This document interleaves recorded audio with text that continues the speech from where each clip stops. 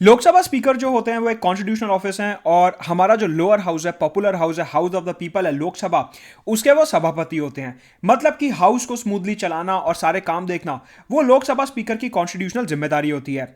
Lok Sabha speaker का एक बहुत इंपॉर्टेंट रोल होता है कि जब भी कोई सदस्य अगर अपना इस्तीफा देते हैं, लोकसभा के कोई भी मेंबर अगर अपनी सीट छोड़ना चाहते हैं, वो अपना इस्तीफा देना चाहते हैं, तो उसमें लोकसभा स्पीकर की एक बहुत इंपॉर्टेंट पावर होती है। रिसेंटली बीजेपी के जो एमपी थे बाबुल सुप्रियो, उन्होंने रिजाइन करा और अभी ये पूरा मसला न्यूज में था। क्या हुआ एग्जैक्टली पूरी डिटेल में समझते हैं। अनअकैडमी में सब्सक्राइब करने के लिए you have to use the referral code Madhur Gupta 10% discount के लिए नीचे टेलीग्राम चैनल का लिंक दिया, उसे जरूर ज्वाइन करिए। 1 दिसंबर से हमारे नए बैचेस शुरू हो रहे हैं। आपको पता है लास्ट ईयर 169 प्लस सिलेक्शन से अनअकैडमी से। सो 1 दिसंबर से इंग्लिश, हिंदी और बाइलिंगुअल में नए बैचेस शुरू हो रहे हैं जहां पे पूरा सिलेबस कवर करा जाएगा। और अगर आप 30 नवंबर से पहले पहले एक साल या उससे ऊपर का GS subscription and combo subscription लेते हो तो आपको 3 महीने का एक्सटेंशन मिलेगा। एंड ऑल्सो अगर ऑप्शनल सब्सक्रिप्शन ले रहे हो तो साथ में 25% का एडिशनल डिस्काउंट। ऑल्सो हर संडे 11 बजे कॉम्बैट तो होता ही है, लेकिन उसके अलावा अपनी डेली टेस्ट सीरीज भी चलती है। मंडे टू फ्राइडे सुबह 10 बजे अभियान डेली स्टैटिक क्विज 15 मिनट का होता है और शाम को 7:30 बजे करंट अफेयर्स की क्विज।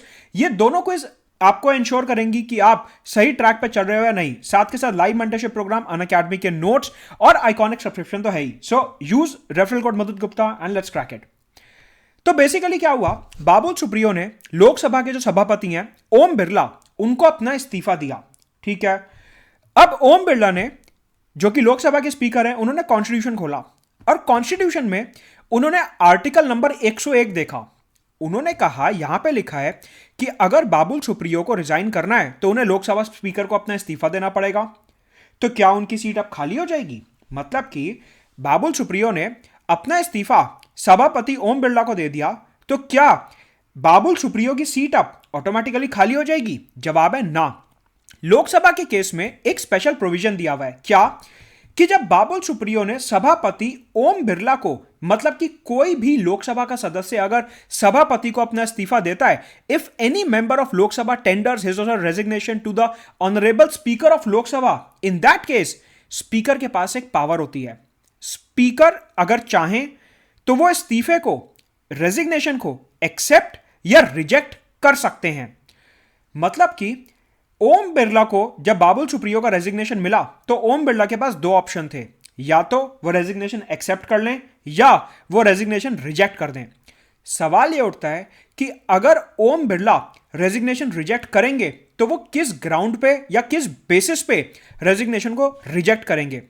हमारा कॉन्स्टिट्यूशन का आर्टिकल 101 बोलता है कि अगर स्पीकर को ऐसा लगता है कि ये जो रेजिग्नेशन दिया गया है ये वॉलंटरली नहीं दिया गया, अपनी इच्छा से नहीं दिया गया, अपनी मर्जी से नहीं दिया गया, मतलब कि एक लोकसभा के मेंबर के ऊपर पॉलिटिकल दबाव या दूसरे तरीके का दबाव बनाया गया या उन्हें डरा धमका के यह इस्तीफा दिलवाया गया है, या फिर लोकसभा स्पीकर ने एक इंक्वायरी करवाई, वो इंक्वायरी करवा सकते हैं इस मसले में। उन्होंने कोई इंक्वायरी करवाई और इंक्वायरी कराने के बाद ये निकला कि जो सभापति को इस्तीफा आया वो कोई फ्रॉड से आया या कोई चीटिंग से आया, या मेंबर ने अपनी खुद की मर्जी से, अपनी खुद की इच्छा से ये इस्तीफा नहीं दिया।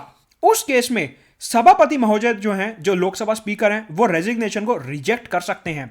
मतलब कि लोकसभा स्पीकर के पास रेजिग्नेशन को एक्सेप्ट या रेजिग्नेशन को रिजेक्ट दोनों करने की पावर होती है। एक बात। दूसरी बात जो यहां पर समझनी है, एक लोकसभा मेंबर की सीट तभी खाली मानी जाएगी, एक लोकसभा मेंबर की सीट खाली तभी होगी, मतलब कि एक लोकसभा मेंबर अपनी सीट तभी छोड़ेंगे जब उनका इस्तीफा एक्सेप्ट हो गया।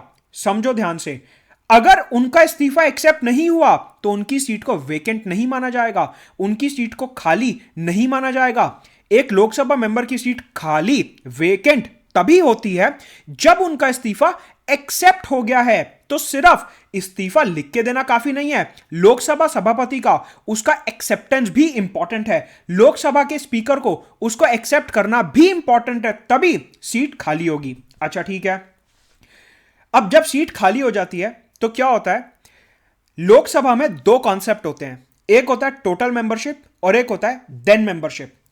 टोटल मेंबरशिप का मतलब होता है कि टोटल कितनी सीट्स पे लोकसभा का चुनाव हुआ। आज की तारीख में लोकसभा की जो टोटल मेंबरशिप है इस वाली लोकसभा में वो 545 है, मतलब कि 543 पे चुनाव हुआ और 2 नॉमिनेटेड मेंबर। अब आप कहोगे कि नॉमिनेशन का प्रोसीजर तो अब हटा दिया गया है।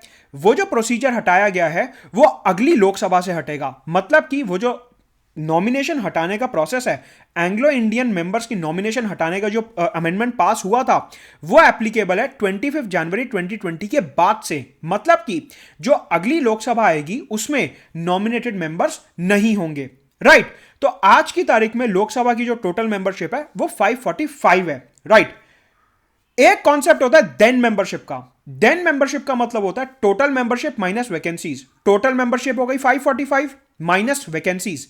अब क्योंकि बाबुल सुप्रियो ने अपना इस्तीफा दिया और लोकसभा के सभापति ओम बिरला ने उसे एक्सेप्ट कर लिया, तो बाबुल सुप्रियो की जो कुर्सी थी वो खाली हो गई। मतलब कि टोटल मेंबरशिप में से वैकेंसीज को माइनस कर देंगे, उतनी आ जाएगी हमारी देन मेंबरशिप। तो आज की तारीख में लोकसभा में जितनी भी वैकेंसीज होंगी उनको अगर हम टोटल मेंबरशिप से सब्ट्रैक्ट कर दें तो हमारे को देन मेंबरशिप मिल जाएगी। सवाल उठता है टोटल मेंबरशिप और देन मेंबरशिप में क्यों बता रहा हूं। अगर आप कॉन्स्टिट्यूशन के अलग अलग प्रोविजंस पढ़ोगे तो हमारे को अलग अलग बिल्स और रेजोल्यूशंस पास करने के लिए अलग अलग टाइप की मेजॉरिटी चाहिए होती है। कहीं चाहिए होती है 2/3 मेजॉरिटी, कहीं चाहिए होती है मेजॉरिटी ऑफ टोटल मेंबरशिप और कहीं चाहिए होती है मेजॉरिटी ऑफ देन मेंबरशिप।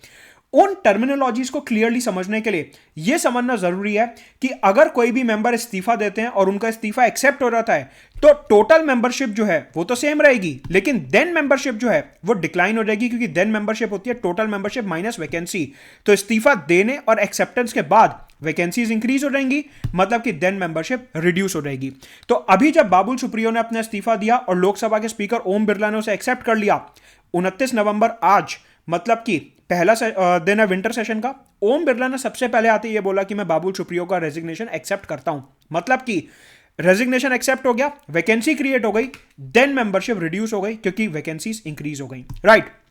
अब क्या होगा, बाबुल सुप्रियो की सीट लोकसभा में खाली हो जाएगी और उस पे इलेक्शन कमीशन ऑफ इंडिया जो है वो बाय इलेक्शन करवा देगा उस वैकेंसी को फिल करने के लिए। मतलब कि उनकी कॉन्स्टिट्यूएंसी में एक चुनाव होगा जिसे बाय इलेक्शन बोला जाएगा और वहां पे कोई चुन के आएगा और वो लोकसभा में आके उनकी जगह बैठ जाएगा। तो ये है पूरा का पूरा आर्टिकल 101 और उसका डिटेल्ड एनालिसिस कि बाबुल सुप्रियो ने रिजाइन करा, ओम बिरला ने एक्सेप्ट करा और उसके बाद पूरा कॉन्स्टिट्यूशनली क्या हुआ।